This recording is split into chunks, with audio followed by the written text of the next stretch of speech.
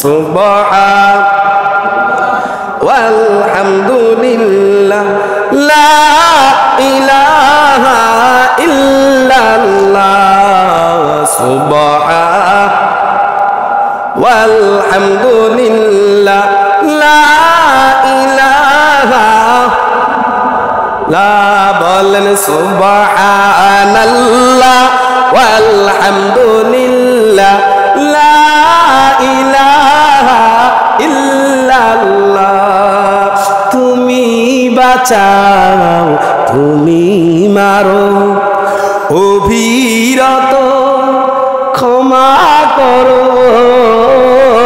তুমি বাঁচাও তুমি মারো অবিরত ক্ষমা করো ধরার যে জন তাকে ধরো ধরার যে জন তাকে ধরো তোমার মুঠোয় সবই আল্লাহ সুবহান মোহাম্মত নিয়া লা লা ইলাহা লা সুবহানাল্লাহ লা ইলাহা লা তোমার রিজিক খেয়ে পরে অবাধ্য হই কেমন করে তোমার রিজিক খেয়ে পরে অবাধ্য হই কেমন করে কোন ভাষা পাই না খুঁজে কোন পাই না খুঁজে কোন ভাষা পাই না খুঁজে কোন ভাষা শুকর গুজার তোমার আল্লাহ সুবহান হামদুলিল্লাহ লা ইলাহা লা সুবহানাল্লাহ লা ইলাহা তোমার দয়ায় মোদের ধরা ঠিক কিনা আসমান জমিন কার দয়ায় চলতেছে যারে হিন্দু বানাইলো খ্রিস্টান বানাইলো বৌদ্ধ বানাইলো কাফের বানাইলো মুশরিক বানাইলো আবার আমাকে মায়া কইরা দয়া কইরা শেষ জামানার নবী মুহাম্মদুর রাসূলুল্লাহ সাল্লাল্লাহু আলাইহি ওয়াসাল্লামের প্যারা উম্মত প্রিয় উম্মত বানাইলো ওই ধরা যিনি বানাইছে তিনি কে আরো জোরে বলেন তিনি কে তোমার দয়ায় তোমার দয়ায় মোদের ধারা সারা জাহান তোমার ঘরা তোমার দয়ায় মোদের ধরা সারা জাহান তোমার ঘরা সারা জাহান তোমার ঘরা তোমার আমার জীবন তোমার পথে আমার জীবন তোমার পথে কবুল করো ওগো আল্লাহ সুবহান ওয়ালহামদুলিল্লাহ লা ইলাহা লা সুবহানাল্লাহ লা ইলাহা লা সুবহানাল্লাহ লা ইলাহা মুসা পয়গম্বর গোশত দোকানদারের কাছে আইসা দেখে ওই যে সুবহানাল্লাহ আলহামদুলিল্লাহ আল্লাহু আকবার বলে আর গোশত কাটে এবার তাকে পর্যবেক্ষণ করতেছে যে আমার সাথে যে জান্নাতি হইবে আসলে কি কি আমলের কারণে সাধারণ একটা কসাই গোস্ত দোকানদার আমি নবীর সাথে জান্নাতের সফর সঙ্গী হইবে, দেখতে হবে আসলে এই ব্যক্তিটার কি এমন আমলের কারণে। আওয়াজ দিয়া বলেন না সুবহানাল্লাহ, আরো আওয়াজ দিয়া বলেন সুবহানাল্লাহ। আল্লাহর পয়গম্বর মুসা আলাইহিস সালাতু ওয়াস সালাম তাকে পর্যবেক্ষণ করলেন। গোস্ত বিক্রি শেষ, বাড়ির দিকে হেঁটে হেঁটে হেঁটে হেঁটে আঁকা বাঁকা পথ চলে যায়।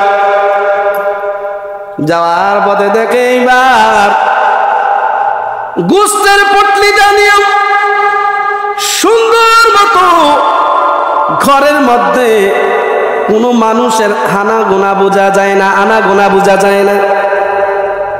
লাকড়ির ভিতরে, চুলার ভিতরে কষ্ট করে ধোঁয়ার ভিতরে আগুন জ্বালাইয়া ময় মশলা বাইটা এগুলাকে কলিজাগুলাকে ধুইয়া, গোস্তটারে ধুইয়া সুন্দর মতো ভুনা কইরা পাকাইয়া চুলার ভিতরে রাইকা ঘরের ভিতরে যাইয়া মা মা মা বইলা একটা ডাক দিছে, মা গো তোমার মতো আপন করে কেউ লয় না বুকে টানি,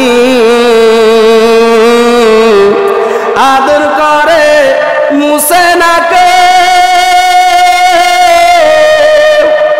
আমার চোখের পানি, হাইরে মা জননী আমার, হাইরে মা জননী। কসাই গোস্ত দোকানওয়ালা মাকে যে ডাক দিল, দেখে মার কাপড় চুপড় ময়লা ভরে আছে, বৃদ্ধা মা।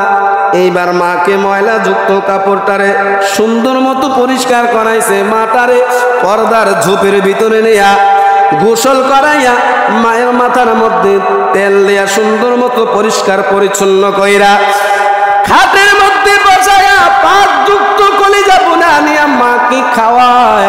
আর মা বাবের কাছে দুইটা হাত উড়াইয়া দোয়া করে, আল্লাহ তুমি আমার ছেলেটারে জমানার যিনি পয়গম্বর, এই জামানার যিনি বাচ্চা হবে, ওই শুনছি মুসা পয়গম্বর, এই জামানার পয়গম্বর। আল্লাহ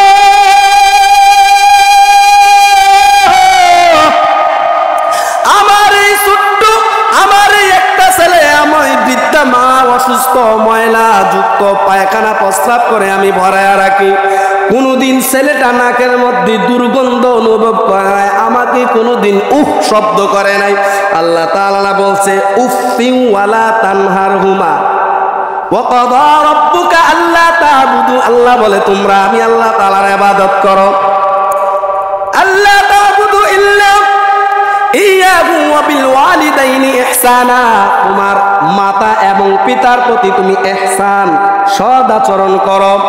ইম্মা ইয়াবলুগান্না ইনদাকাল কুবারা আহাদুহুমা আও কিলাহুমা, তাদের দুজনের মধ্যে যদি একজন বেঁচে থাকে অথবা দুজনে বার্ধক্যজনিত অবস্থা, বৃদ্ধা অবস্থায় চলে যায়, ওয়ালা তানহারহুমা ওয়া কুল্লাহুমা, খবরদার খবরদার তাদেরকে বর্জনা করিও না, ওয়া কুল্লাহুমা কাওলান কারিমা, তোমার সৎ ব্যবহার, তোমার সৎ আচরণ দিয়া মাকে বাবাকে খুশি করা দাও, আমি আল্লাহ তোমার প্রতি খুশি হইয়া যাইব।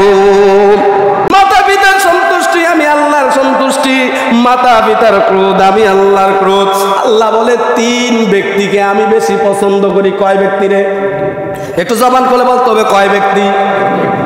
এক নম্বর আসসালাতু ওয়াক্তিহা, যে ব্যক্তি ওয়াক্ত মতো সময় মতো নামাজ পড়ে, নামাজে কুসুরি করে না, নামাজে অবহেলা করে না, নামাজকে সরল পথে আনতে পারে।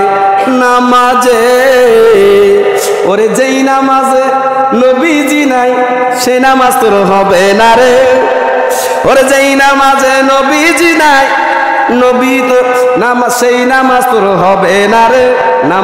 নামাজকে সঠিক পথে আনতে পারে, ঠিক কিনা বলেন? একমাত্র নামাজিকে সঠিক পথে আনতে পারে।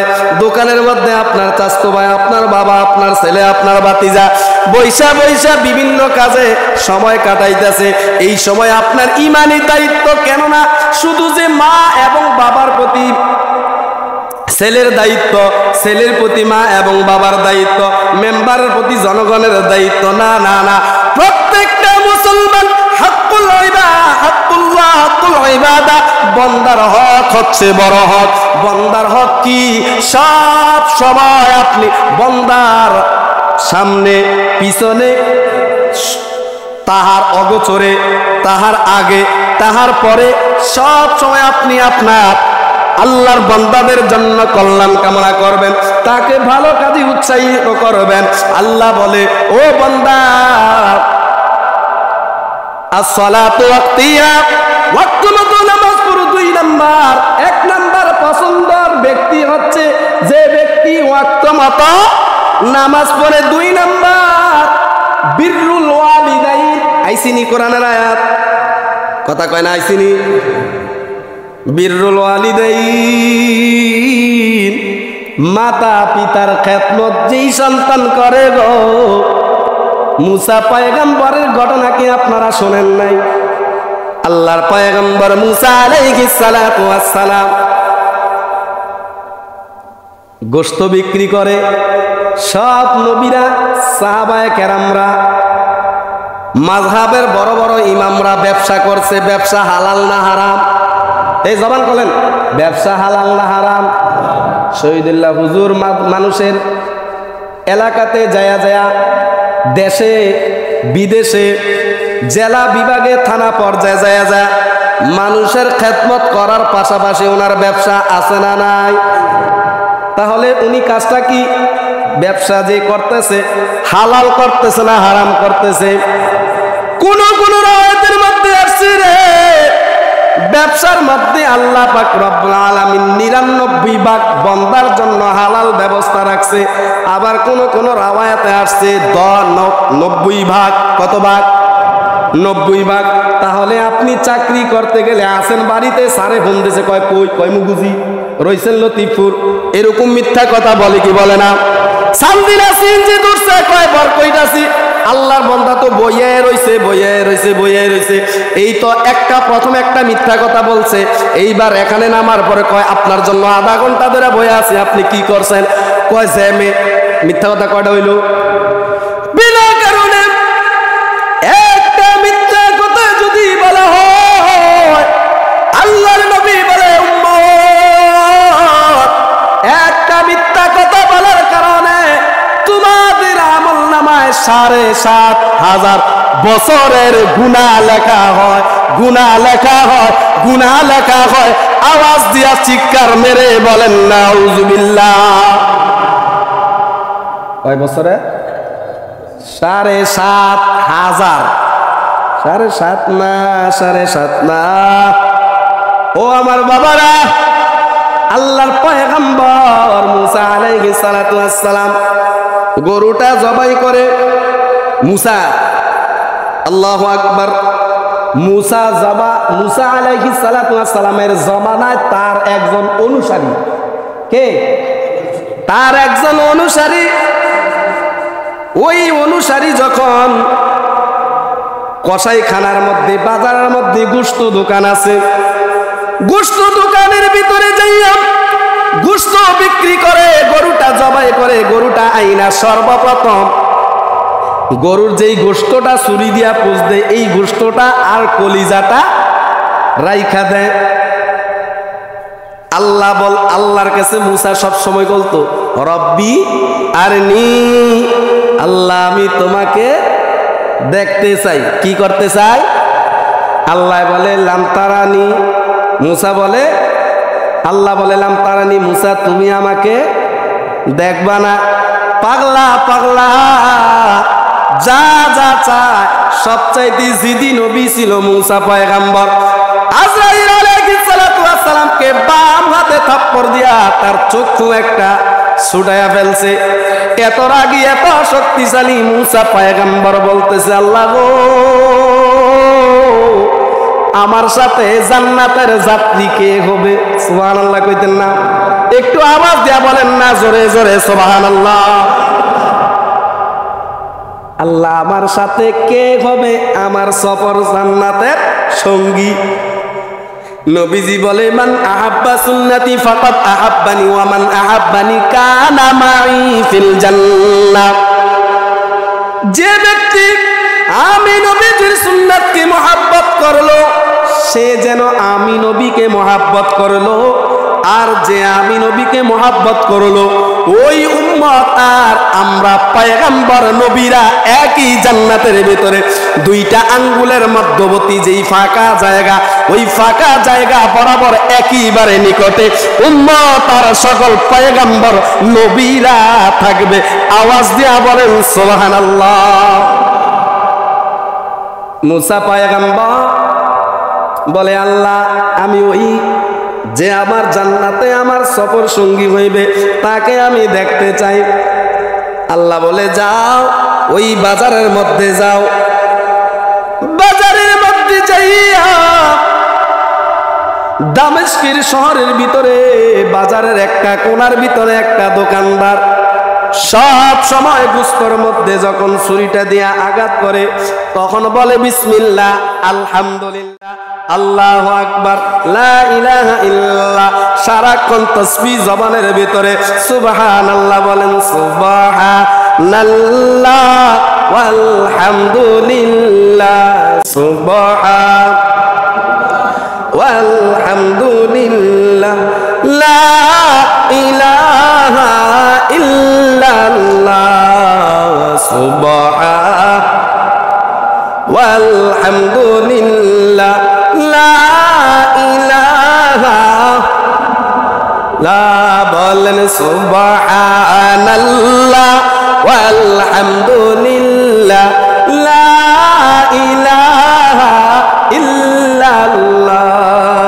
তুমি বাঁচাও তুমি মারো অভিরত ক্ষমা করো, তুমি বাঁচাও তুমি মারো অবিরত ক্ষমা করো। ধরার যে জন তাকে ধরো, ধরার যে জন তাকে ধরো, তোমার মুঠোয় সবই আল্লাহ। সুবহান মোহাম্মত নিয়া লা লা ইলাহা লা সুবহানাল্লাহ লা ইলাহা লা। তোমারি জি খেয়ে পরে অবাধ্য হই কেমন করে, তোমারি জি খেয়ে পরে অবাধ্য হই কেমন করে। কোন ভাষা পাই না খুঁজে, কোন পাই না খুঁজে, কোন ভাষা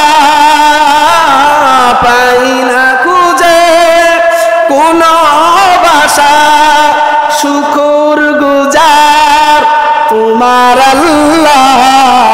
সুবহান আলহামদুলিল্লাহ, লা ইলাহা লা সুবহানাল্লাহ লা ইলাহা। তোমার দয়ায় মোদের ধরা ঠিক কিনা? আসমান জমিন কার দয়ায় চলতেছে? যারে হিন্দু বানাইলো, খ্রিস্টান বানাইলো, বৌদ্ধ বানাইলো, কাফের বানাইলো, মুশরিক বানাইলো, আবার আমাকে মায়া কইরা দয়া কইরা শেষ জামানার নবী মুহাম্মদুর রাসূলুল্লাহ সাল্লাল্লাহু আলাইহি ওয়াসাল্লাম প্যারা উম্মত প্রিয় উম্মত বানাইলো। ওই ধরা যিনি বানাইছে তিনি কে? আরো জোরে বলেন তিনি কে? তোমার দয়ায়, তোমার দয়ায় মোদের ধারা সারা জাহান তোমার ঘরা, তোমার দয়ায় মোদের ধরা সারা জাহান তোমার ঘরা, সারা জাহান তোমার ঘরা। তোমার আমার, আমার জীবন তোমার পথে, আমার জীবন তোমার পথে কবুল করো ওগো আল্লাহ। সুবহান ওয়ালহামদুলিল্লাহ লা ইলাহা লা সুবহানাল্লাহ লা ইলাহা লা সুবহানাল্লাহ লা ইলাহা। মুসা পয়গম্বর গোশত দোকানদারের কাছে আইসা দেখে ওই যে সুবহানাল্লাহ আলহামদুলিল্লাহ আল্লাহু আকবার বলে আর গোশত কাটে। এবার তাকে পর্যবেক্ষণ করতেছে যে আমার সাথে যে জান্নাতি হইবে আসলে কি কি আমলের কারণে সাধারণ একটা কসাই গোশত দোকানদার আমি নবীর সাথে জান্নাতের সফর সঙ্গী হইবে, দেখতে হবে আসলে এই ব্যক্তিটার কি এমন আমলের কারণে। আওয়াজ দিয়া বলেন না সুবহানাল্লাহ, আরো আওয়াজ দিয়া বলেন সুবহানাল্লাহ। আল্লাহর পয়গম্বর মুসা আলাইহিস সালাতু ওয়াস সালাম তাকে পর্যবেক্ষণ করলেন। গোশত বিক্রি শেষ, বাড়ির দিকে হেঁটে হেঁটে হেঁটে হেঁটে আঁকা বাঁকা পথ চলে যায়। যাওয়ার পথে দেখে এইবার গোশতের পটলিটা নিয়ে সুন্দর মতো ঘরের মধ্যে কোনো মানুষের হানা গোনা বোঝা যায় না, আনা গোনা বোঝা যায় না। লাকড়ির ভিতরে, চুলার ভিতরে কষ্ট করে ধোঁয়ার ভিতরে আগুন জ্বালাইয়া ময় মশলা বাইটা এগুলাকে কলিজাগুলাকে ধুইয়া গোশতটারে ধুইয়া সুন্দর মতো ভুনা কইরা পাকাইয়া চুলার ভিতরে রাইকা ঘরের ভিতরে যাইয়া মা মা মা বইলা একটা ডাক দিছে। মা গো তোমার মতো আপন করে কেউ লয় না বুকে টানি, আদর করে মুছে নাকে আমার চোখের পানি। হাইরে মা জননী আমার, হাইরে মা জননী। কসাই গোশত দোকানওয়ালা মাকে যে ডাক দিল, দেখে মার কাপড় চুপড় ময়লা ভরে আছে, বৃদ্ধা মা। এইবার মাকে ময়লা যুক্ত কাপড়টারে সুন্দর মতো পরিষ্কার করাইছে, মাটারে পর্দার ঝোপের ভিতরে নেয়া গোসল করাইয়া মায়ের মাথার মধ্যে তেল দেয়া সুন্দর মতো পরিষ্কার পরিচ্ছন্ন কইরা খাটের মধ্যে বসায়া পাক যুক্ত কলিজা বুনা নিয়া মাকে খাওয়ায়। আর মা বাবের কাছে দুইটা হাত উড়াইয়া দোয়া করে, আল্লাহ তুমি আমার ছেলেটারে জমানার যিনি পয়গম্বর, এই জামানার যিনি বাচ্চা হবে, ওই শুনছি মুসা পয়গম্বর, এই জামানার পয়গম্বর। আল্লাহ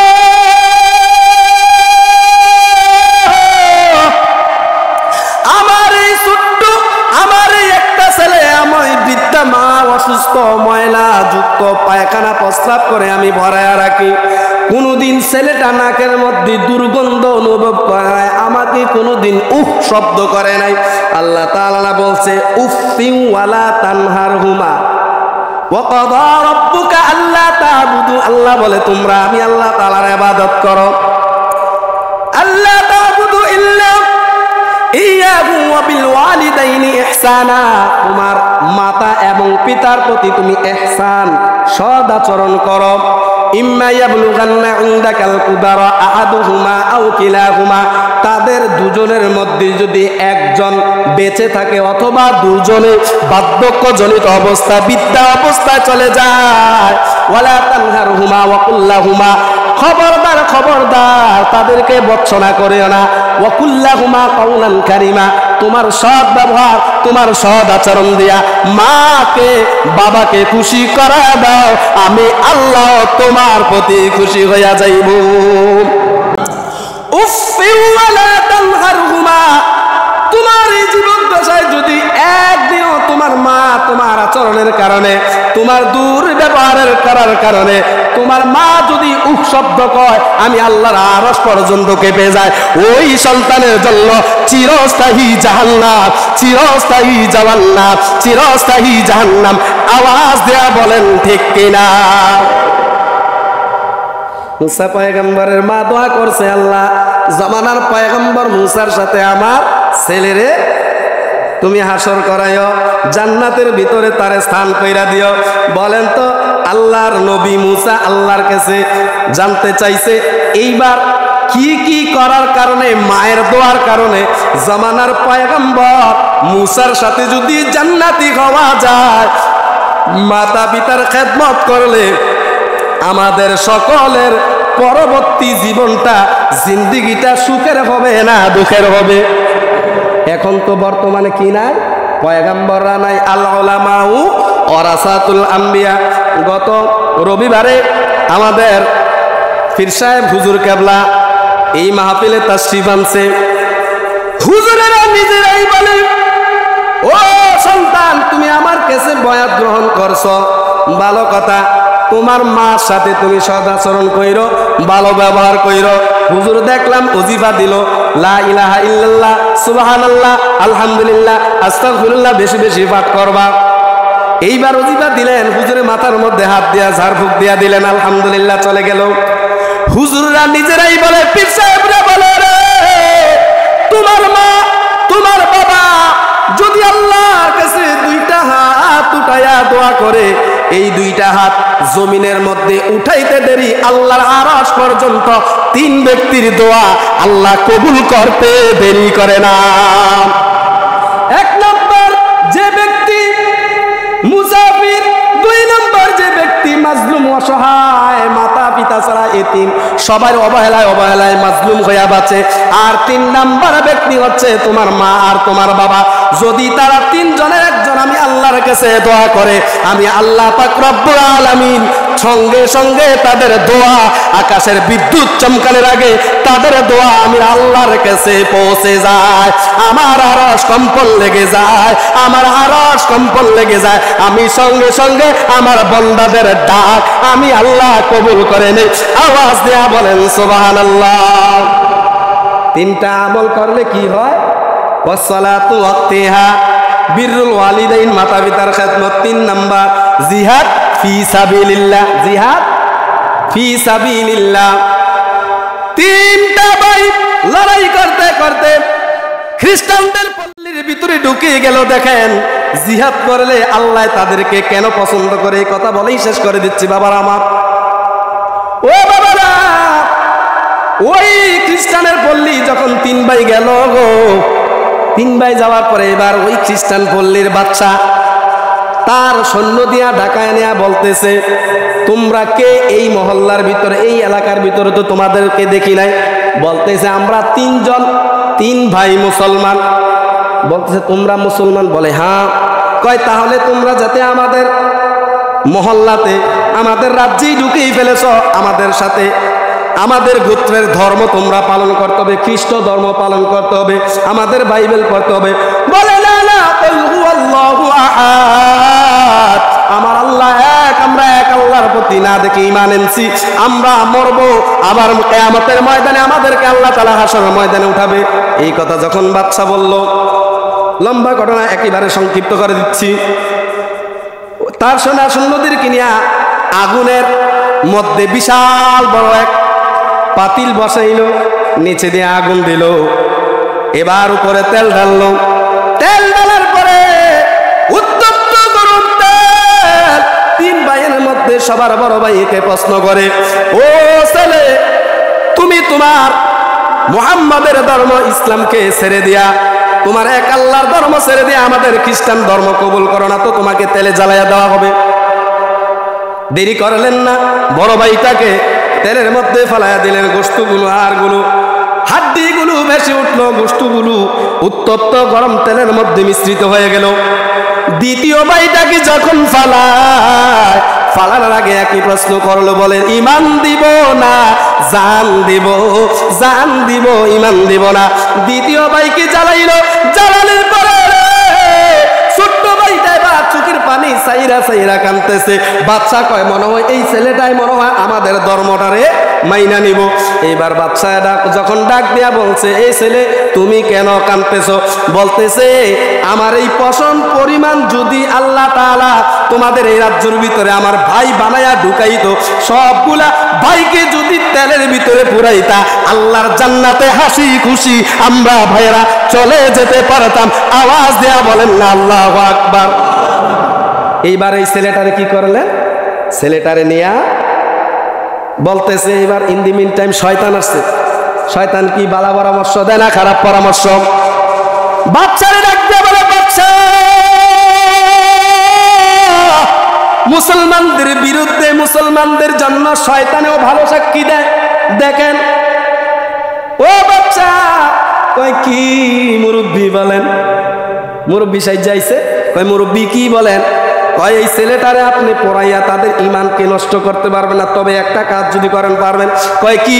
কয় এই ছেলেটারে 40 দিন আপনার ডেরার ভিতরে ওই অন্ধকার ঘরের ভিতরে ঢুকায় রাখেন। যা শুধু ঢুকায় রাখবেন না, একটা নারী তার ওই ঘরের ভিতরে 40 দিন পর্যন্ত দেয়া রাখবেন। দেখবেন এমনিতেই আমাদের ধর্মে চলে আসবে।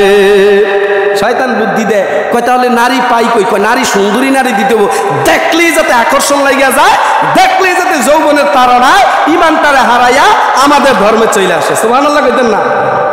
এবার আসছেন, আসার পরে ওই ছেলেটাকে দিল ঘরের ভিতরে। মেয়েটা সাজে সজ্জিত হইয়া 1 দিন 2 দিন 3 দিন এরকম করে 10 দিন 20 দিন 1 মাস 40 দিন যায়। যাওয়ার পরে মেয়েটা বাহির হয়ে আসলো। এইবার মেয়েটাকে বাচ্চা জিজ্ঞাসা করে, মারে ও মা কি করলি? ছেলেটা কি আমাদের ধর্মের ভিতরে তাকে আনতে পারছো? বলে, বাবা তুমি কি এটা কি মানুষ দিছো না ফেরেশতা দিছো? আল্লাহু আকবার জোরে কোন, আরো জোরে বলেন আল্লাহু আকবার। কয় বাবা তুমি কি এটা মানুষ দিছো নাকি ফেরেশতা দিছো গো? বলে, সন্তান রে, এইটা হচ্ছে আর কেউ না, এই ছেলেটা বাবা তুমি যখন দিলা, যখন আমি তার কাছে যাইতাম তখন সে নামাজের মোরাকাবার মধ্যে কেবলামুখী হইয়া সারা রাত্র 2 রাকাত নামাজ দিয়া কাটাইয়া দিত। এবং যখন আমি তার জন্য খাবার নিয়ে যাইতাম, দেখতাম তার কত সুন্দর সুন্দর, মনে হয় না এই দুনিয়াবি কোনো খাবার। এই খাবারগুলা তার জন্য, খাবারগুলা নিয়ে গেলে দেখলাম সে খাবারগুলা খাইতো। এবার ওই